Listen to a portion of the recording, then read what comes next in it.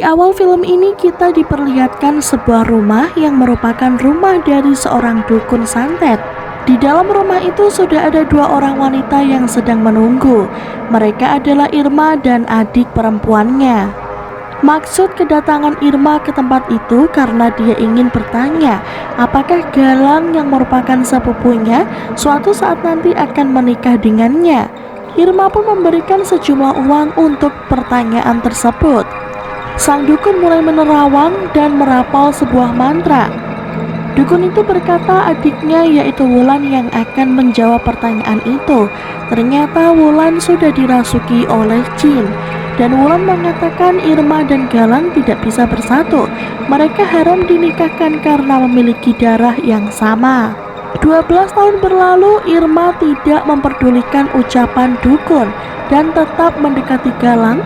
Padahal kini Galang telah dijodohkan dengan seorang perempuan yang bernama Nisa. Bahkan mereka sudah memiliki seorang anak yang bernama Sofia. Ketika itu Irma bersama ibunya beserta adiknya datang ke rumah Galang karena ketika itu Sofia tengah berulang tahun ke-12. Selain itu ibu Irma yaitu Farah ingin menjenguk adik perempuannya yaitu Bu Teti, yang mana Bu Teti adalah ibu kandung dari Galang. Sementara di sisi lain ketika ada kesempatan Irma selalu menggoda Galang. Tak jarang memergoki mereka berduaan, namun Nisa tetap berpikir positif. Di belakang Nisa, Galang tetap bermain gila dengan Irma. Kini dari hasil hubungan gelap mereka, Irma pun tengah mengandung anaknya Galang. Suatu hari Irma mendatangi Galang ke toko dagingnya yang ada di pasar. Di sana Irma nampak marah-marah karena Galang sudah 2 minggu tidak menghubunginya. Di saat itu Galang tidak mau bertanggung jawab atas kehamilan Irma, apalagi dia sudah punya istri dan juga anak. Sehingga Galang meminta agar Irma menggugurkan anaknya itu, kemudian jangan pernah mendatanginya atau menghubunginya lagi. Irma pun tidak terima diperlakukan seperti itu. Akhirnya Irma tidak sengaja jatuh dan tersungkur ke tanah. Kemudian dibawalah Irma ke rumah sakit. Namun sayangnya bayi dalam kandungannya tidak dapat tertolong. Sementara Galang merasa lega karena tidak perlu tanggung jawab atas anak itu. Kemudian dia pun memberikan segepok uang untuk Irma. Galang meminta agar Irma tidak mengganggu kehidupannya lagi. Hati Irma pun sangat terpukul menghadapi kenyataan ini. Akhirnya Galang sudah sampai di rumahnya. Sofia sendiri tidak dapat melihat sejak dilahirkan, alias buta. Kondisi mata yang dialami Sofia sebenarnya merupakan kesalahan Galang sendiri.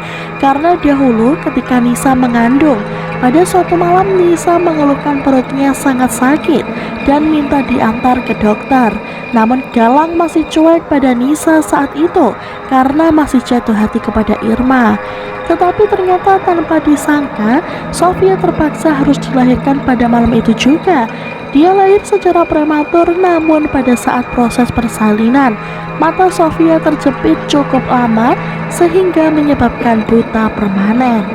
Galang pun terlihat sangat menyesali atas apa yang menimpa pada anaknya. Di sisi lain Irma masih saja menghubungi Galang, namun Galang tetap mengabaikannya. Bahkan ia mengatakan kata-kata kasar menyuruh Irma jangan mengganggunya lagi. Irma kembali mendatangi Isa, dukun santet yang ia temui 12 tahun yang lalu. Irma meminta agar Galang menjadi miliknya seutuhnya. Irma bahkan memberikan seluruh harta benda yang ia punya, mulai dari uang hingga perhiasan. Ihsan pun menyetujuinya. Ia akan memanggil jin yang paling benci dengan orang Islam. Jin itu dari suku Ansar untuk merasuki Nisa dan menawan sukmanya. Dia pun berencana akan menyantet Nisa dengan mantra kerbau, yang mana mantra kerbau adalah santet yang sangat hebat dan kejam. Dukun meyakinkan Irma bahwa sebelum hari kelima, Nisa dan orang-orang yang memiliki ikatan darah dengannya akan mati. Untuk melakukan santet itu membutuhkan bagian tubuh dari Nisa, seperti rambut, potongan kuku, ataupun darahnya. Serta dukun pun meminta foto Nisa untuk ritual penyantetan itu. Irma pun menyanggupi permintaan dukun itu. Keesokan harinya Irma mulai melancarkan aksinya. Dia pun datang berkunjung ke rumah Nisa saat Galang masih ada di pasar. Nisa tidak curiga karena menganggap Irma hanya ingin berkunjung saja. Irma pun sempat kebingungan bagaimana caranya mengambil bagian tubuh Nisa. Akhirnya Irma pergi ke kamar mandi, lalu di sana beruntungnya dia menemukan rambut disisir dan juga ada pembalut wanita di tempat sampah yang tampak masih segar, yang mana darahnya masih meresap di sana. Irma sangat senang karena semudah itu baginya untuk mendapatkan barang yang ia cari. Setelah itu Irma pun pamit bergegas pulang. Keesokan harinya Irma kembali mendatangi rumah Ihsan. Kemudian ia memberikan bagian dari tubuh yang berhasil ia dapatkan. Ihsan sangat senang karena darah lebih ampuh daripada helaian rambut. Kemudian Ihsan memasukkan pembalut itu ke sebuah wadah berisi air, lalu digunakannya untuk melemuri usus kerbau yang sudah ia siapkan. Usus kerbau itu kemudian dililit kepada tulang mayat yang kemudian dituliskan mantra-mantra. Ritual pun dimulai. Ruangan itu seketika berguncang dengan hebat, diiringi dengan tulang kerbau yang seketika patah. Itu berarti santetnya telah terkirim. Irma hanya perlu menunggu waktu 5 hari sampai Nisa dan seluruh keturunannya mati. Dengan begitu maka Galang akan menjadi miliknya sepenuhnya. Para si jin kemudian mengabulkan doa mereka. Sejak saat itu hari-hari berubah menjadi mengerikan untuk Nisa. Tibalah pada malam pertama Nisa terbangun di tengah malam. Kemudian dia menunaikan sholat tahajud. Selesai sholat tiba-tiba sebuah kepala kerbau jatuh tepat di hadapannya. Nisa kemudian disadarkan oleh Galang dan semua yang Nisa lihat tadi seketika menghilang. Pagi harinya saat sedang membersihkan kamar Sofia, Nisa merasakan hal aneh di badannya. Saat ia menatap ke sebuah boneka, Nisa seketika menggunting rambut boneka itu dan langsung memakannya. Malam kedua setelah mengalami kejadian aneh itu, Nisa berniat akan menceritakannya kepada Galang. Tapi Galang yang lelah bekerja seketika marah dan menganggap sudah gila. Irma pun dari luar mendengar pertengkaran Galang dan Nisa. Irma kemudian pulang ke rumahnya dan saat itu Wulan mengetahui jika Irma pergi lagi ke tempat dukun itu karena semua perhiasan miliknya dan juga ibunya menghilang entah kemana. Pasti perhiasan itu dipakai oleh Irma untuk membayar dukun itu. Wulan tidak habis pikir dan seolah mencela kakaknya karena Irma masih terobsesi dengan suami orang. Irma menganggap tidak ada satu orang pun yang mengerti perasaannya Irma. Irma sangat bersedih dan menangis di atas kasurnya, lalu dia mendengar suara pintu berbunyi. Irma pikir itu Wulan, namun setelah dicek tidak ada siapapun di depan pintu. Irma kemudian menutup pintu kembali lalu mematikan lampu tidurnya. Ketika berusaha tertidur, tiba-tiba ada yang membuka pintu kamar lagi. Setelah dicek, Irma melihat Wulan sudah ada di sebelahnya. Tapi ternyata itu adalah sosok jin yang menyamar sebagai Wulan. Teror jin itu justru menghantui Irma. Apakah Irma punya hubungan darah dengan Nisa? Ataukah ada alasan lain? Sementara itu setelah selesai sholat malam, Nisa mengalami hal janggal kembali, yang mana dia memuntahkan lintah dari mulutnya. Nisa kemudian memasukkan lintah itu ke dalam toples sebagai barang bukti kepada Galang apabila dia memang mengalami kejadian aneh. Pagi harinya seperti biasa, Nisa mengurus mertuanya yang lumpuh itu. Kemudian seketika muncul perasaan dalam tubuh Nisa untuk membunuh ibu mertuanya. Tapi beruntung Nisa sadarkan diri. Ia langsung meminta maaf kepada mertuanya. Setelah selesai menyeka, Nisa beranjak ke arah dapur untuk mengecek sup yang tengah ia masak. Kemudian Nisa pergi ke toilet untuk membuang air di dalam ember. Ketika itu secara misterius ibu mertuanya terbangun dari ranjangnya. Sekembalinya dari toilet, Nisa terkejut bukan main karena mertuanya yang lumpuh tiba-tiba saja bisa berjalan. Lalu Bu Tati pun meninggal karena menyiram kepalanya sendiri dengan sup panas yang mendidih tadi. Ketika malam terlihat, Irma pun ikut datang dan mengucapkan bela sungkawa. Kemudian Irma juga ikut melaksanakan sholat jenazah. Namun tiba-tiba terjadi sesuatu mengerikan. Pada saat itu di mana Nisa seketika kerasukan, mengejutkannya dia menggulingkan keranda mayat ibu mertuanya. Sontak hal itu membuat semua orang yang ada di sana ketakutan. Beruntungnya dapat ditenangkan oleh Ustadz Syakir. Setelah keadaan tenang, jenazah Teti segera dimakamkan pada malam itu juga. Malam ketiga pun tiba, keanehan terus berlanjut. Galang mengalami gangguan yang mana dia bangun di tengah malam, mendengar suara ramai di lantai bawah. Terlihat banyak perempuan bermukena sedang membaca mantra.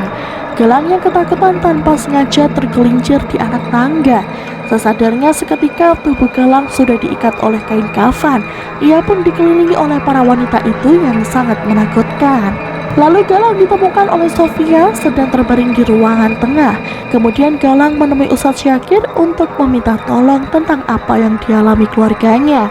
Alangkah terkejutnya Galang ketika Ustadz mengatakan jika istrinya Nisa telah dirasuki oleh jin yang sangat jahat. Galang kemudian meminta bantuan kepada Ustadz itu dan alhamdulillah Ustadz mau membantu. Tak berselang lama Galang pulang. Ia pun melihat Nisa dalam keadaan ketakutan. Galang berusaha menenangkannya dengan air pemberian Ustadz Syakir. Sekarang tibalah kita di malam keempat. Tetapi anehnya Irma beserta keluarganya pun turut mendapatkan gangguan. Mereka diteror oleh sosok jin Ansar itu. Suatu ketika Irma dan adik perempuannya menemukan ibu mereka sudah kerasukan, lalu membuat dapur porak-poranda. Kemudian ia pun menelan beling layaknya seperti keripik kaca. Hal itu membuat sang ibu tewas seketika. Kini Irma hanya tinggal bersama Wulan adiknya. Mereka pun menguatkan satu sama lain. Akhirnya Irma tidak kuat dan berkata yang sejujurnya. Irma menjelaskan apabila dia telah pergi ke rumah dukun itu lagi untuk menyantet Nisa. Tetapi Irma tidak tahu kenapa serangan santet itu ikut meneror keluarga mereka. Wulan seketika benci kepada Irma setelah mendengar perkataan itu semua. Di rumahnya, jiwa Nisa mulai terganggu karena serangan teror itu lagi. Nisa tiba-tiba berkelakuan aneh seperti terasuki oleh jin. Kemudian ia mengambil kain lalu diikatkan kepada sebuah lampu dan langsung dililitkan ke lehernya sendiri. Beruntung saat itu Galang datang dan menyelamatkan istrinya. Mendapati kejadian yang sudah sangat membahayakan, Galang memanggil Pak Ustadz untuk mengecek istrinya. Ustadz Syakir berkata jika santetnya sudah sangat besar dan Nisa harus segera diruqyah. Kemudian dengan ditemani oleh Wulan, Irma datang ke rumahnya Galang. Irma mengakui semua kesalahannya, yang mana seluruh santet yang menghantui rumah Galang adalah perbuatan dirinya. Malam kelima, malam terakhir dari santet ini. Adik Irma pun tak luput dari teror malam itu. Wulan tiba-tiba kerasukan lalu mengejar Irma seakan-akan ingin membunuhnya. Tetapi beruntungnya Irma dapat menyelamatkan diri. Wulan pun berlari keluar rumah sampai akhirnya ia memanjat pohon yang ada di halaman rumah, yang mana pohon itu sangat besar. Seketika Wulan pun meloncat dari atas dan terjatuh ke bawah tanah. Irma merasa sangat kebingungan kenapa jin Ansar meneror keluarganya. Padahal dukun Ihsan berkata santet itu akan menyerang Nisa beserta keturunannya. Irma pun bergegas mendatangi rumah dukun itu lagi untuk menanyakan kejanggalan ini. Sementara itu Nisa dibawa ke masjid untuk diruqyah. Nisa kemudian didudukkan di sebuah kursi. Nisa merintih kesakitan ketika dibacakan doa. Lalu wajah Nisa diusap dengan air doa. Saat sampai di rumah dukun, tetapi yang keluar adalah Bu Ana, asistennya. Irma ingin masuk ke dalam untuk mencari Ihsan, tapi langkahnya pun dihalangi oleh Bu Ana. Irma yang geram mendorong Bu Ana sampai si ibu terjatuh dan kepalanya terbentur oleh batu. Namun dukun Ihsan ternyata tidak ada di sana. Irma berteriak dengan kencang memanggil nama dukun itu. Pada ujungnya jin Ansar mengincar jiwa Irma. Kemudian Irma dirasuki membuat badannya seketika terpelintir secara mengerikan, hingga ia pun tewas secara mengenaskan. Di sisi lain kini tubuh Nisa sudah diikat Ustadz dan para santri untuk segera meruqyah Nisa, tetapi tidak mempan. Nisa menyerang Galang dan akan membunuhnya juga. Lalu Ustadz memukul kepala Nisa dengan kayu sampai Nisa tak berkutik lagi. Ternyata sosok jin itu tidak merasuki Nisa, karena jika orang yang benar-benar terasuki tidak akan tersakiti dengan kayu ini. Ternyata selama ini santet itu terkirim kepada Sofia. jin Ansar merasuki tubuhnya. Mengapa itu bisa menyasar kepadanya? Darah pembalut wanita yang penuh darah itu bukan milik Nisa, tapi ternyata pembalut itu milik Sofia yang baru pertama kali mendapatkan menstruasi. Karena memang saat itu Sofia baru saja merayakan ulang tahun yang ke-12 dan dia baru mengalami fase akhir balik. Kesalahan itu berakibat fatal karena santet yang dikirim dukun adalah untuk membunuh korban dan orang-orang yang punya ikatan darah. Maka sebagai pipi, Irma pun ikut termasuk ke dalamnya, bersama juga dengan Galang, Nisa, Wulan hingga Bu Farah dan juga Bu Teti. Satu keluarga ditemukan dalam keadaan mengenaskan di masjid daerah Pandeglang. Galang ditemukan meninggal dunia dengan kondisi leher patah, sementara Nisa dan Sofia ditemukan dalam keadaan tidak sadarkan diri. Polisi juga menemukan kedua sepupu dari pihak Galang sudah tewas mengenaskan. Nisa yang kemudian dalam kondisi kritis berhasil diselamatkan, namun kini ia memiliki kondisi yang tidak bisa disembuhkan secara medis, sementara Sofia pulih sepenuhnya.